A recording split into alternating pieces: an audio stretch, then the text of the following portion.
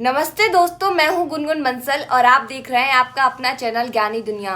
आज हम बात करेंगे एक ऐसे ग्लोबल ऑयल के बारे में जिसने 3 देशों के बीच में चरम तनाव डाल दिया है। वो है अमेरिका, रसिया और अपना प्यारा देश भारत। जानते हैं कि क्या हुआ और सवाल क्या है? तो सवाल, क्या भारत और यूएस के दबाव के सामने झुकेगा या अपनी फॉरेन पॉलिसी का मजबूत झंडा फिर से लहराएगा? आइए जानते हैं पूरे सच को। सबसे पहले जानते हैं कि कहानी की पृष्ठभूमि क्या है। तो मैं आप लोगों को बता दूं कि 6 अगस्त को यूएस प्रेसिडेंट डोनाल्ड ट्रंप ने एक बड़ा ऐलान किया। उस ऐलान के अंदर उन्होंने 25% पेनल्टी टैरिफ लगा दिया भारतीय सामानों पर जो रसिया से आयात यानी कि इम्पोर्ट होते हैं।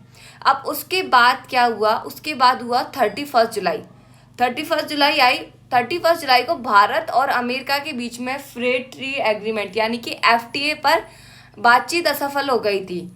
तो भारत ने पलटवार किया, भारत ने पलटवार किया और 75% रेसिप्रोकल टैरिफ अमेरिकी उत्पादों पर 7 अगस्त से लागू कर दिया। तो भारत ने और क्या किया भाई? अमेरिका ने सबसे पहले तो 25% पेनल्टी टैरिफ लगाया इंडिया के ऊपर।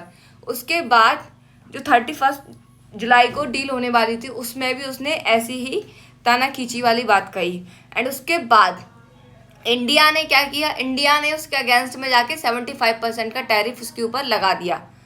एंड फिर तीनों बयानों में अलग अलग अपना रुख साफ किया। विदेश मंत्रालय यानी कि फॉरेन जो मिनिस्ट्री है उन्होंने कहा यूएस और यूरोपियन यूनियन का ये कदम अत्यंत दुर्भाग्यपूर्ण और अनुचित है।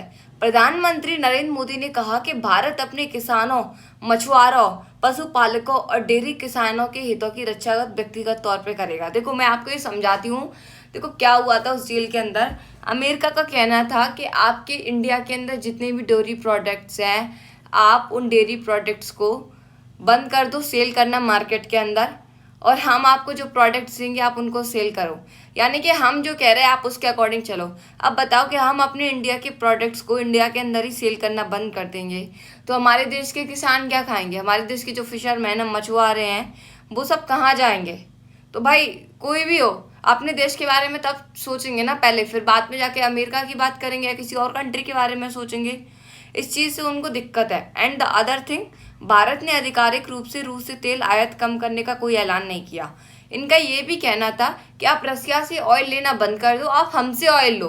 भाई हम रसिया से क्यों ना ऑयल ले? सबसे पहले तो रसिया भारत का एक घना मित्र है, घनिष्ठ संबंध है रसिया के भारत के साथ। एंड अनदर थिंग कि रसिया हमें उसे कम दाम पर देता है। जब हमें किसी चीज़ का डबल दाम दोगे, सेम चीज़ का सेम क्वालिटी का, तो हम आपसे क्यों लेंगे? हम उसी से लेंगे जो हमें सस्ता देगा और अच्छा देगा। Are you getting this point? तो इसलिए इनके बीच में जो मध्यस्थ था उसके बीच में कटाक्ष हुआ।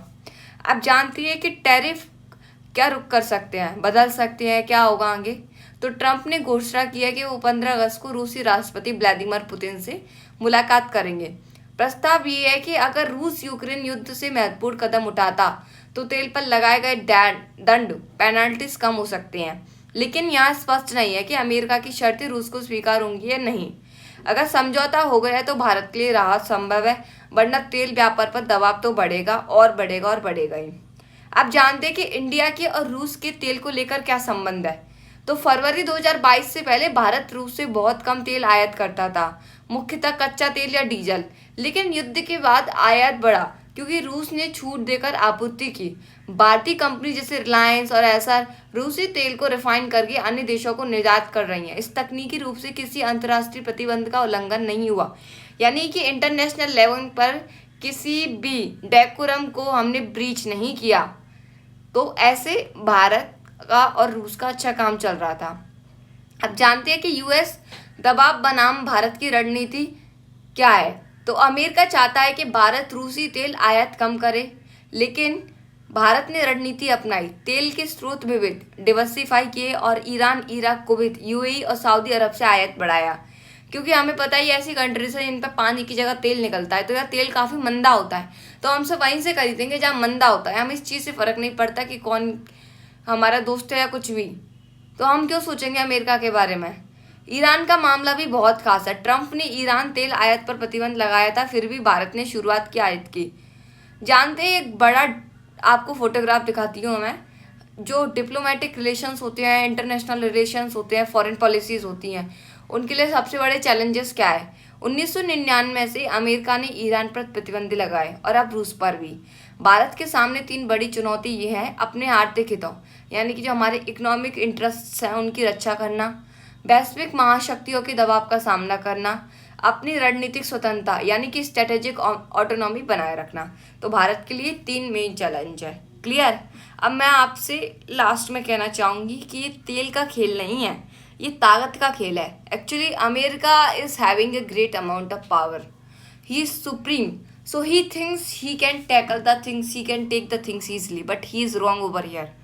अगर भारत अपने हितों के साथ समझौता करेगा तो लंबे समय में नुकसान हो सकता है, लेकिन अगर स्मार्ट डिप्लोमेसी में दोनों पक्षों को संतुलित किया जाए तो अपने आर्थिक प्रगति को भी सुरक्षित रख सकते हैं और अपनी संप्रभुता यानी कि सॉवरेनिटी भी को भी ठीक रख सकते हैं। तो आप क्या सोचते हो, भारत को यूएस के दबाव के सामने झुकना चाहिए?